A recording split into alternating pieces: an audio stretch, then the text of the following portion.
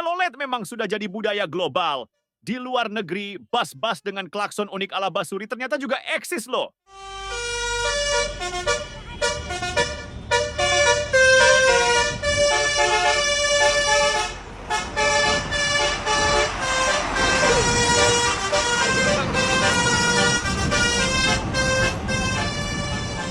Suara klakson yang lucu dan menghibur ini bikin suasana jalanan jadi lebih seru.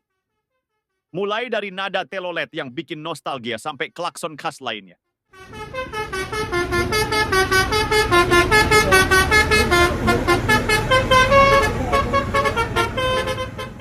Tapi Mimin belum survei ke luar negeri nih. Kira-kira apa ada yang teriak, Om Telolet, Om? Hehe.